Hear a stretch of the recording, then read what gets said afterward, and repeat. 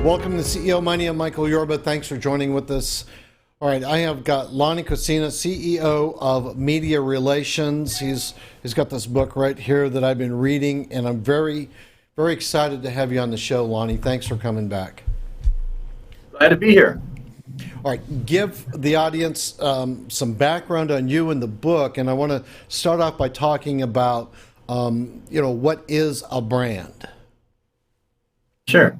Well, a little background on myself. I'm 63 and I've been in marketing my whole life, and work with a lot of companies. At any given time, our company Media Relations Agency has 60 to 100 active clients. So we're in the kitchens of a lot of companies doing a big and small, doing a lot of marketing. So that's kind of a background.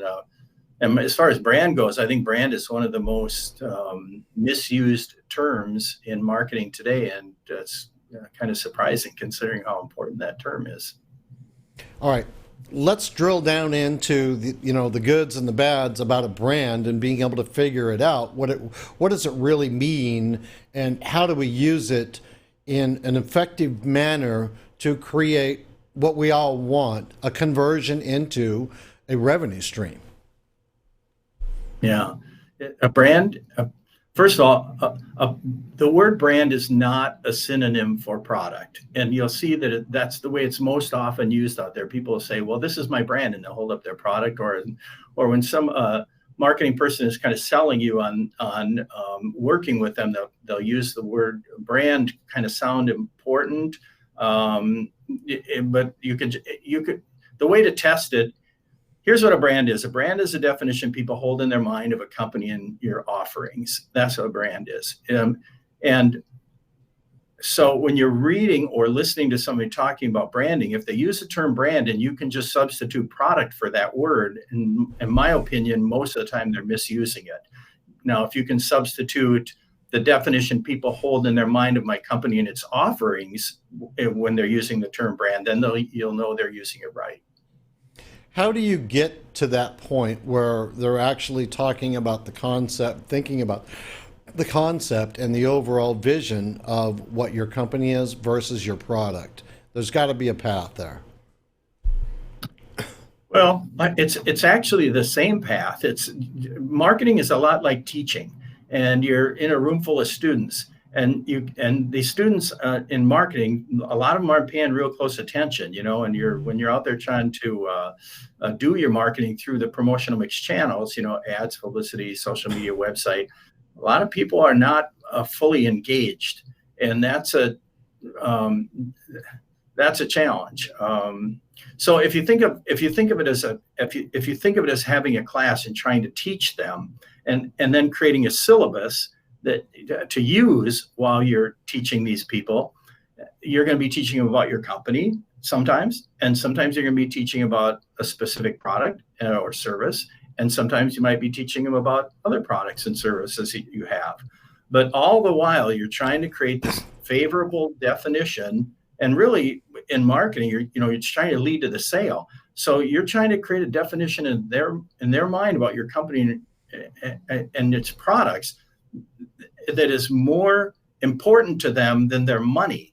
You're trying to get them to exchange their money for your product, and that's a really high bar to get over. So you got a lot of teaching to do.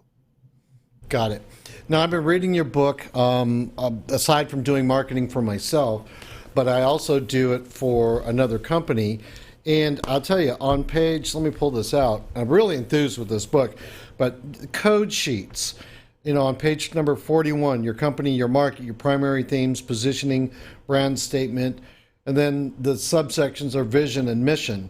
In the beginning of this whole thing out in the front, it's product.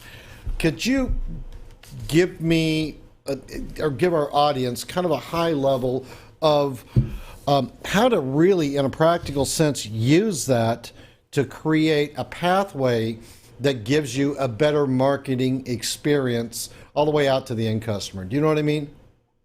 Yeah, I do. First of all, what you want to do is you have to get the leadership in the company on board with a number of items in the code sheets. And what the code sheets are is they're just codifying what what the company's mission is, what its vision is, which product you're talking about, who is the market for that product, what are the primary reasons they purchase that product, why is your product better than the competition, why should they buy yours rather than someone else's, and then the brand statement, which is really how they think about your product. You want to capture that. And so you need to get the leadership on board. Then you need to work with the staff that are going to be creating your promotions, building your websites, doing your mailers, running your ads, whatever it is that the channels that they're pushing that message out through. You have to give that talent clear direction, and it starts with the code sheet. It starts with codifying that information. And you don't want to get all tangled up in a lot of brand architecture and brand personality. And, a lot of people like to try to do the razzle dazzle with all that fancy language. But my book is practical. It's about keeping it simple, and CEOs love it. All right. Now, another thing that I wanted to draw attention to is this schedule. I think it's on page number 140. Yeah, number 140. And I just went crazy over this because at the very top of it, you show another graphic about the frequency of using the various outlets, whether it's publicity feature, all the social medias, and then obviously, AdWords down there at the bottom. Give our audience an idea about the effectiveness and what really they should be thinking about when they start trying to work with this schedule. Yeah. A lot of our clients, once we take them through this process and they see, okay, well, let's say they have 5 products and they have 3 primary, let's say they have 2 markets for each product, 2 sub-markets that they need to speak to differently. And then they have 3 primary messages for each of those sub-markets, and then positioning, why your product is better than the competition. Sometimes there's some overlap between those two, but they realize they have a lot of messages.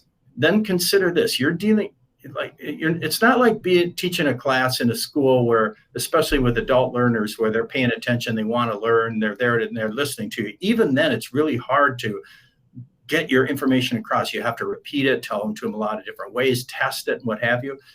And so when we get to scheduling and cycling through each product, each submarket, each of its primary value points, positioning, what you find out is, and using all of the different promotional mix channels, your website, your direct mail, your advertising, using publicity. There's only 4 promotional mix channels, but there's a lot of sub channels to use as well.